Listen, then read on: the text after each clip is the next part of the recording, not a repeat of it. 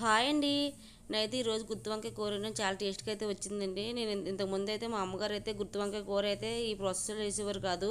First అలా ఉల్లిపాయ ముక్కలు అల్లము అన్ని ముక్కల కింద కోసుకొని అవి సందికల మీద నూరేసి వాటిలో ఉప్పు కారం అయితే వేసేసి పసుపు అన్ని కలిపేసి మా మసాలా పేస్ట్ని అయితే మనం 4 ముక్కల కింద కోసుకుంటాం కదండి. ఇది వంకాయలు దాంట్లో పెట్టేసేవారండి. దాంట్లో పెట్టేసి అదైతే కొంచెం మిగిలిపోయిన మసాలా ఏమైనా మిగిలితే అదే ఆయిల్లో వేపేసి ఆ తర్వాత అయితే ఈ వంకాయలు అందులో వేసేవారండి. కాకపోతే ఇప్పుడు అలా కాదు, యూట్యూబ్లో కొత్తగా చూస్తున్నాను అనమాట. నేను ఇప్పుడు ఇంతకుముందు మా అమ్మగారు చేసినట్టు చేసేదాన్ని. ఇప్పుడు వంకాయ కూర అయితే వంకాయ కూర కూడా తిని మేము 2 ఏళ్ళు దాటిపోద్దండి. నేను ప్రెగ్నెంట్లో ఉన్నప్పటి నుంచి వంకాయ కూర అసలు వండుకోవట్లేదు, అలా గుత్తి వంకాయ కూర వండుకోవట్లేదండి నేను. మా అమ్మాయి చూసి అల్లరి చేస్తుంది బాగానండి. ఇప్పుడు 4-5 సార్లు డిలీట్ చేశాను కానీ ఇప్పుడు ఓపిక లేక ఇంక పెట్టేస్తున్నానండి నేను.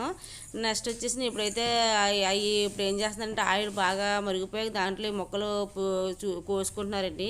వంకాయలు ఎప్పుడు మనం కోసే ముందు కొంచెం సాల్ట్ వేసుకొని అందులో వేసుకొని ఉంచుకోవాలండి, లేదంటే వంకాయలు కండ్ర వచ్చేస్తే నల్లగా అయిపోతాయి అన్నమాట. అలాగే వంకాయలు మనం కోసే ముందు అలా చేయాలన్నమాట. నేనైతే వంకాయలు ముక్కలు కోసుకొని నేను ఫస్ట్ అయితే ఆయిల్లో వేపేసానండి. ఆయిల్ ఎక్కువగా ఉంది కాబట్టి కొంచెం ఆయిల్ సైడ్కి తీసాను. మిగతా ఆయిల్లో అయితే నూరుకున్న మొత్తం మిక్సీ కొట్టిన మసాలాలు ఫస్ట్ అయితే మసాలా దినుసులు వేపేసి దాంట్లో అయితే మసాలా జీరా పౌడర్ అన్నీ వేసేసి మసాలా వేపేసానండి ఆయిల్లోన.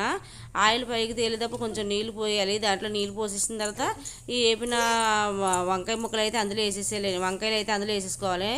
వంకాయలు బాగా మగ్గిదాకా దగ్గరకు ఉంచేసుకొని కూర అయితే దింపేసుకోవాలి. చాలా టేస్ట్గా అయితే వచ్చిందండి. టేస్ట్ అయితే మామూలుగా లేదు. వంకాయ కూర అంటే చాలా నోట్లో వేసుకొని కరిగిపోయి లేకుండా సూపర్ టేస్ట్ అయితే ఉంది. మీకు ఒకసారి ట్రై చేయండి.